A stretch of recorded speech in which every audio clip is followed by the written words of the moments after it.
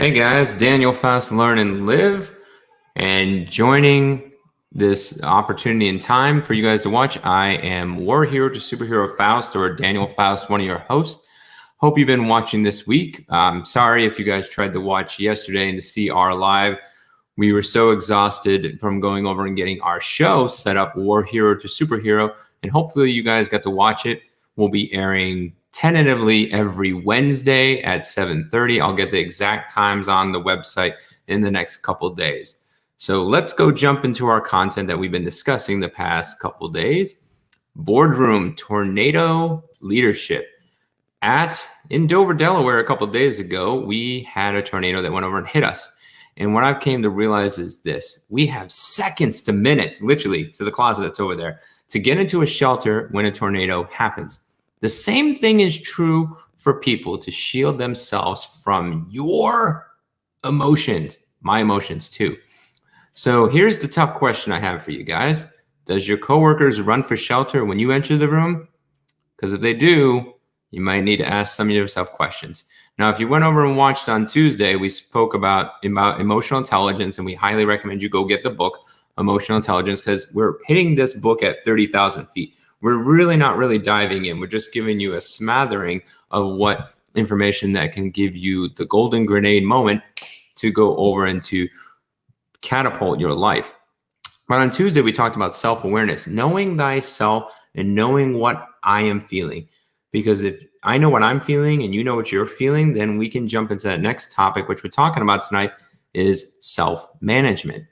And going from there, self-management is being aware in your mind, in your heart, feeling it out, being aware of your emotions, and then making an active choice, because we have millions of thoughts that go from our reticulating activating system in the back over here, which filters out everything else. And then we feel it. And then when we actually make a proper response, we're getting to the hippocampus over here and actually going using executive functioning to go over and make that decision. That's why it's very hard for kids to go over and make proper responses, because their hippocampus is not fully developed. But ours, by the time between 18 to 21, 18 for ladies, 21 for men, we're fully developed at that point. And a lot of times, if we're not aware of those emotions, then we're just making reactions and we're not actually using our hippocampus. We're just letting that thing not light up. And what happens is if we go over and do that, this is why we have a lot of problems in our lives in the boardroom, is when we go over and we respond in a sense emotionally, which is a reaction. Now, going over in self-management is not just breathing.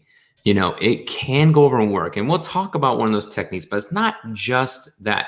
Everybody thinks from the 80s and 90s that emotional intelligence and emotional responses, and it does help. There is a lot of benefit to go over and breathing and counting to 10. And we'll talk about one of those techniques in there. But again, self-management is more than just that. It's more than just breathing. Because what really happens is that we want you to avoid the choo-choo train. And what the choo-choo train is that you feel it and you start chewing people. And that's what happens. I literally just experienced that when I was actually writing up on this content about an hour ago. Two of my family members went over and got into a choo contest. And I'm like, I'm literally writing content for this live. And I'm like getting a live lesson. And if we go over and just feel it, and then we don't deal with it, we're just on that choo train.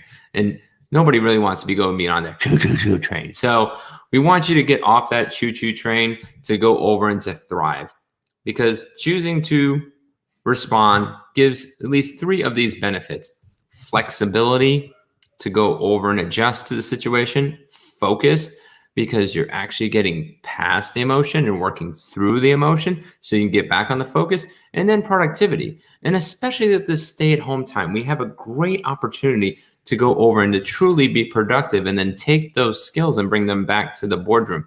Some states are looking at doing a coordinating opening up in the next couple weeks to couple months, or it could be years. And this might be an opportunity that if you're deciding to stay at home in this particular season as military veteran and first responder, and you're saying like, hey, I want to be one of those 79 million business owners that's able to run this at home. If you don't know how to deal with your emotions, then it's best time to go deal with it now, because now you're not going to have it at a stay-at-home job, the opportunity to have that whole contact with the people and understand where they're coming from. You're going to interact with them in short little bits, and it might be just virtual. So let me tell you a story about going over and not managing your emotions well. I used to travel across the nation as a corporate trainer. I still do some assignments, but this is when I was doing it pretty active. It was a couple years ago. I think it was like in 2017. I used to travel from city to city to city. I worked with a company that I was doing day runs, teaching these types of courses. And I was teaching on emotional management. I can't remember the name of how we spun it because the company had their own names, but I was teaching basically an emotional management course, kind of like emotional intelligence, but it only had bits and pieces sprinkled in there. And I went from city to city to city. In 1 week, I went to California. And California, I went from one nice city to another nice city. And my last city was like San Francisco. It might have been San Diego. I said San Francisco training store because it triggered my mind, but it might have been San Diego, but one of those major cities. So I go over and I get there and they put me up in a beautiful hotel and get all set up, and I get my projector set up and everything else. And then my projector goes out. I get my emotional management already getting challenged and everything else. So I got a really nice projector from the hotel. The hotel and the company paid like $1,500 to get it set up, and my class finally gets started. I always get there early because I know those things are going to happen. I get set up, I go run the thing. I get into my first break and I'm teaching and training and everything else. And we get to the first break and this woman pulls me by and she's like, "This is transformative information. This is awesome. I wish my friend was here." Thinking to myself, why is your friend not here? Your company pays for this training. She's like, and I asked why. And she said, "My friend's not here because she went over and had a heart attack." If you don't learn to go over and to self-manage over time, and you just keep exploding or keeping it inside or repressing it or whatever way you go over and do it, you'll eventually, your body will go out on you. We already have enough problems as is. We got the coronavirus and everything else, and we only have one life to particularly live.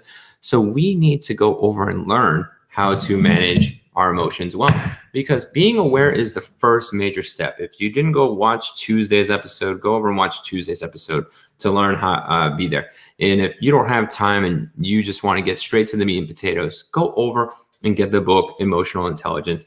It gives you all the strategies in there. And that's a very great part about the book, Emotional Intelligence, is that they go over and also give you an assessment when you buy the book. So it's kind of like getting two things for one. It's a great thing. So you're saying to yourself, "Hey, Daniel, this is great, but I don't know how to go over and do that." Well, we're going to go over our top 6 strategies that we saw out of the book. Again, the book has 17 strategies that's sprinkled in there. And the great part about the strategies in the book, especially if you get the online book, you can just click on the hyperlink and say, "All right, I'm going to read that one. I'm going to try that one for this week." My challenge to you this week, 2 things I always want you to remember. The golden grenade word we're talking about, the one thing you're going to remember, and this is the challenge this week, today specifically, and I'm going to start putting challenges in there at the bottom at the end. But my challenge to you this week is take one of those 6 or take one of those 17 or go find one yourself. Maybe they don't fit you, and you practice one this week. And then go over and tell a friend to keep you accountable on this particular one, whatever one you go over and decide. So let's jump into our top 6. Our first one out of the top 6 is create an emotion versus reason list. Which one dictates? So you have a little notebook or have a little notepad, whatever it is, let's say it's a sticky pad, whatever it is at your desk or with you, military people, you carry a little green memorandum notebook, especially if you work maintenance, flight line, security forces, you go over and you carry that with you. And throughout the day, as you have your emotion, and each of the emotions you go through, write them down. You're not going to remember all of them. We have 70,000 thoughts a day. So the major ones that stick out with you, go over and write them down. And then go back and say, did I go over and I base on my emotion, or did I go over and make a reason? Because when we make an emotion and then we do it, we're living the lie. That's the emotional reaction. When I go over and I feel the emotion and then I have a good reason behind interacting, then that's great, because we don't want our emotions to go over and dictate. That's why it's emotional intelligence. It's a balance of both knowing it up in front, going over and learning how to respond, feeling it, thinking it, responding. And the basic concept is thoughts, feelings, action, response. So we need to go over and still have those feelings, but we need to know the reason why. And if we don't go over and work them through, like we talked about self-awareness, you're just exploding. Going from there, option 2 that we've thought, or our top 6, number 2, is count to 10. Yes, really, count to 10. I said earlier, I know it's a kindergarten type response. If you count to 10, you go over and feel better. If you truly do and breathe it out, go 1 and go over and do that. Maybe it's you walking away, maybe it's you go over and breathing, but some way to step away from the situation. Now, there's times and there's places that the other person may not go over and do that, and you might need to go make that decision.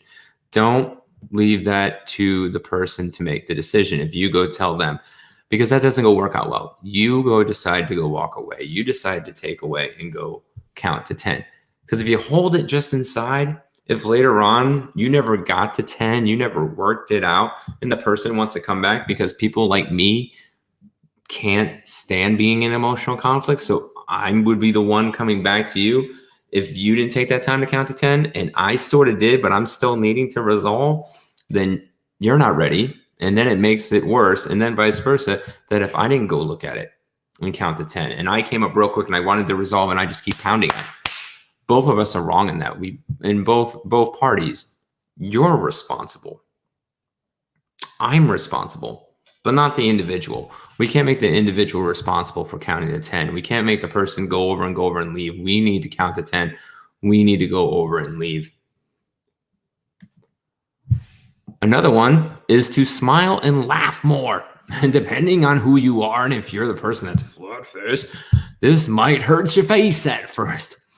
There's a thing in neuroscience is called mirror neurons. And what happens is if you see a smile, you're more apt to smile. You could be watching right now, and if as I'm smiling, you're going to tend to go smile right back. I usually do this to my wife as a joke. I'm like, mirror neurons, mirror neurons. If you go over and practice that and put humor in your life, ladies get this sometimes better than guys typically on the smile and laugh more, because ladies like to have humor, comedy, you know, it's just one of those things. They look for that and they do that better more. So we need to go over and practice that.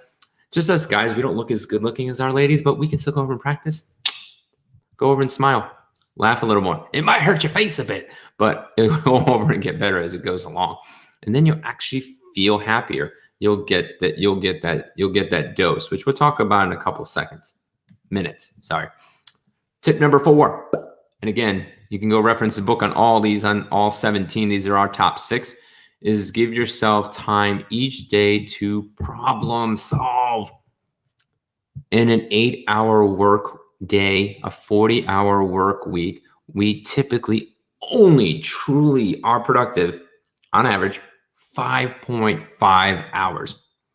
This is not a statistic. This is just my observation with 20 years and working in 70 different career fields and whatnot. So I don't have anecdotal evidence and whatnot. But if you really truly look at it just from an anecdotal type basis, that we go to lunch, we go to the bathroom, we go to meetings, on meetings and meetings, and actually sitting on our desk, if a phone rings, we get an interruption that wasn't the work we were supposed to be working on. We get an instant message or text. Someone goes over and says, hey, watch this funny cat video, where it is. We truly only get 5.5 hours of productivity. You can go look at the Gallup poll if you want to go look for the exact numbers. But the long story short is that we're already burning 2.5 hours on different things of distractions and whatever it is. And we don't give ourselves time to block out problem solving, and not just for work. The emotions from the bedroom will go over and carry into the living room and carry into the boardroom. If you're not giving yourself time each day to go over and solve them, it might be at work, it might be at home, it might be going to the gym, it might be going something. But if you're not going over and doing that, That's when the emotions go over and explode. And more than likely, they're not going to explode as much in the boardroom as they are going to go over in the bedroom. Or it's a culmination that if all the bedroom stuff doesn't get resolved and then it doesn't get resolved in the living room, it comes in the boardroom. I used to work at a major company that went over and flew in planes. You decide on which one you want to believe it is. And I used to work in the Global Security Operations Center. I get the craziest phone calls, or my counterparts would. They'd be like, hey, I got a guy naked in the cube. What are we going to do? Oh, we have a guy that's angry and hostile, or a girl that's angry and hostile, or get some crazy phone calls and things. Our emotions go over and pour out in some capacity. And if we don't take that time each day to go over and solve it, we don't just go work it out, it doesn't work out well. There's like an ancient proverb says, don't go home and go to sleep when you're angry. The overall principle is that to work out the anger, work out the emotion. Don't just go over and hoard it. It will go over and carry in other places. Most of the time we try to go keep it away from the boardroom, but sometimes the boardroom might be causing those issues and we might need to resolve those issues. And sometimes we go over in the bedroom and we don't resolve it, but we kind of did that smile at work and we try to go, I'm doing fine, it's fine, could be, yeah. And everybody's like, liar face. We need to take each day to go over and to work out those emotions. The more you hoard, it doesn't work out well. That's why the show Hoarders is so addicting, isn't it? They hold on to too much stuff and we're like, whoa, when did this happen? It's because they held it inside and it exploded outside. Woo! It all comes out. It all pours in one way or another. So take a little time each day to work that stuff out. Going from there, get some good sleep. A good dose of happy meds. When you go to sleep, there's 4 things that pretty much go over and recharge, in which we need on every day. It's dopamine, oxytocin, serotonin, epinephrine. You usually can get that from other, foods and other things, but sleep goes over and gives the most of those. It gives those chemicals to go over and recharge and replay and reset and all those other things. And if you ever watched the episode of like Big Bang Theory when Sheldon's like been awake for like 3 days and he's on his board and everything, goes over and it's like, what happens if lack of sleep, lack of serotonin, whatever, the receptors don't go, march and go to bed. We need to go and do that every once in a while. That's why we get emotional sometimes, is because we're not taking care of ourselves holistically. And if we're not getting good sleep, not good dopamine, not good oxytocin, not good serotonin, not good epinephrine, and it helps you go over and keep balance. That's why I say you want to get a good night's sleep. A good night's sleep. Here's a couple of recommendations on sleep, because I used to teach briefly on sleep hygiene. And if you really want to follow somebody good on sleep, there's a woman in Australia, I'm blanking on her name, but if you're interested and you have sleep issues, send me a direct message. I'll connect you directly to her and you can watch her, Facebook and listen to her podcast and whatnot. But 2 things you go over for bed that you have in the bed: sleep and sex. That's it. Nothing else. Because if you put other things, you put your phone, you put your books, you put Cheetos, you're watching TV, everything else, you're not getting good sleep. Sleep and sex. Follow those 2 things. Now, that ain't one of our top 6 tips, but you can add that in there. Get good sex, get good sleep, and usually your emotions go over and manage better. And our last one, we wanted to go over and suggest you. And again, there's 17 strategies. So go to the book, Emotional Intelligence. I think it's chapter 5 or chapter 6. You can go get the Audible book, whatever you want to go over and get, or you can go Google Emotional Intelligence and go find this list out. And it's Emotional Intelligence 2.0. That's the name of the book. Let it go. Because change is always coming. One things that stress ourselves out as a nation, as a world, and everything else is change. And change is always coming. From a person go over and growing, to a business going away, to a coronavirus, to economy crash, to whatever it is. And I'm not talking about work through the stuff. You need to go work through the stuff. We talked about that in self-awareness. You need to work through your emotional stuff. But there's just some things, especially when it comes to change, and you're holding on like this has you wouldn't have became the person you are today if change didn't happen.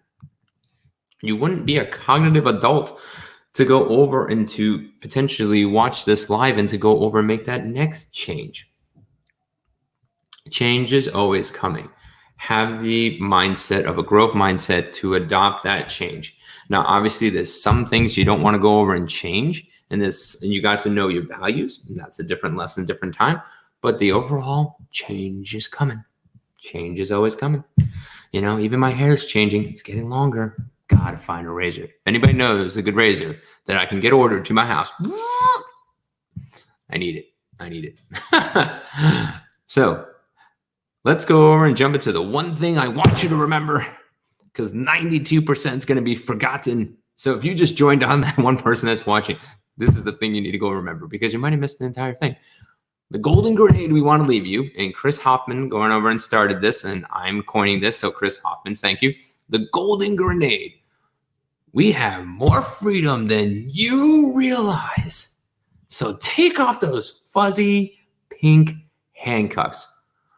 We think we can't go over and grow sometimes, and we get locked in this fixed mindset. This is never going to change. This is always going to suck. The economy's going to blow. People totally forgot about 2008 and the economy crashing. Now we're stuck in coronavirus news. Everybody forgot about president this and elective this and Bernie whatever this and everything else. And we go over and get locked. And we stay in the bondage of whatever emotional, transactional, whatever's happening. And the thing is that you have an empowerment. You have a very opportunity and be empowered for freedom. I really slurred my words. That was bad. But anyway, you guys will forgive me. But yes, you have more freedom than you realize. So take off the fuzzy pink handcuffs. A fixed mindset will keep them on and have the key in their hand and never unlock it. A growth mindset will realize, I'm not a fan of fuzzy handcuffs. What's this key? Boom. And the rest will hurt for a bit on the fuzzy pink handcuffs. But over time, they'll go away, just like when I used to wear a running wing. Now I go over and I'm branded with a tat. But eventually, I don't even realize I never wore a ring before.